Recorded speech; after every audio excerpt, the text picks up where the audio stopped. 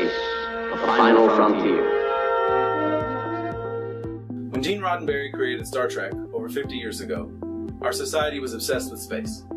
The U.S. was locked in a heated race to the moon with the Soviet Union, and astronauts were hailed as national heroes. To boys and girls sitting in classrooms in the 1960s, Star Trek was the ultimate fantasy. Thanks to innovative minds inspired by the pursuit of that frontier, we've advanced leaps and bounds in technology, and nowhere is that more evident than the field of communication. The phones we hold in our hands now have more power than the IBM computers that calculated launch trajectories to the Apollo space program. We have a world of information available on our fingertips, and the power to create has never been greater. Those classrooms have come a long way as well. Here in the 21st century, learners in the digital age have evolved within a complex symbiosis created by the expanding knowledge that technology provides and our dependency on it. Our students have never known a world without smartphones, Wi-Fi, social media, and instant connectivity. This has altered learning in ways we couldn't have imagined 20 years ago when I was in school.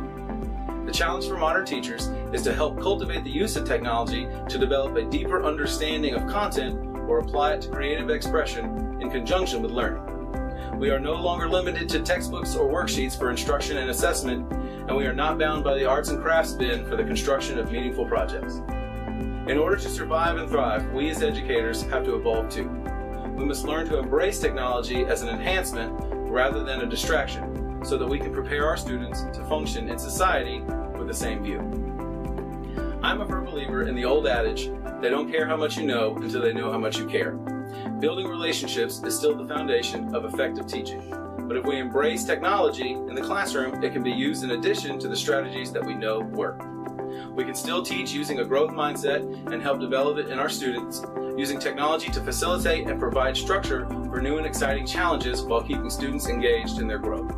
We can use computer software to gamify our classrooms, designing activities that require strategy, cooperation, and the application of information. There's also no limit to the things our students can create by putting digital tools in their hands and giving new meaning to learn by doing.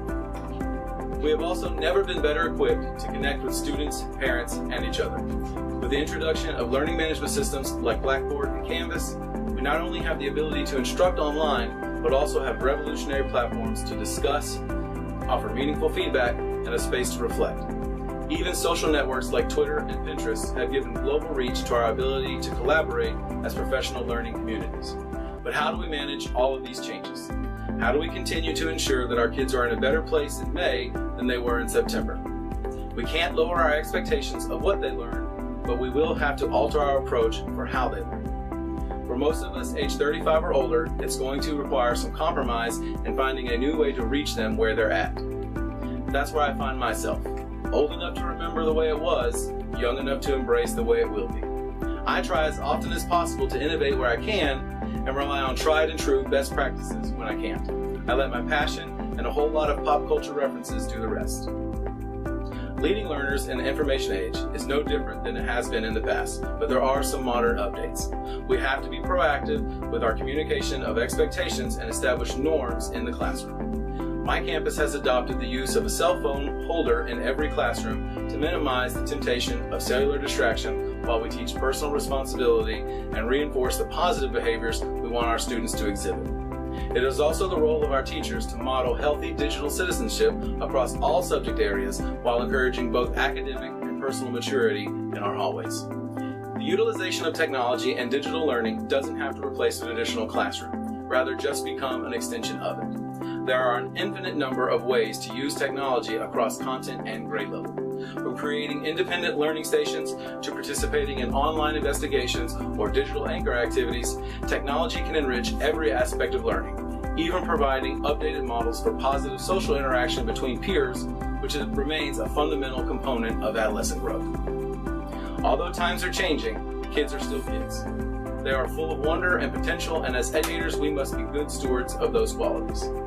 We may not reach the stars in our lifetime, but we must ensure that it remains a possibility in theirs, even if that means boldly going where we've never been before.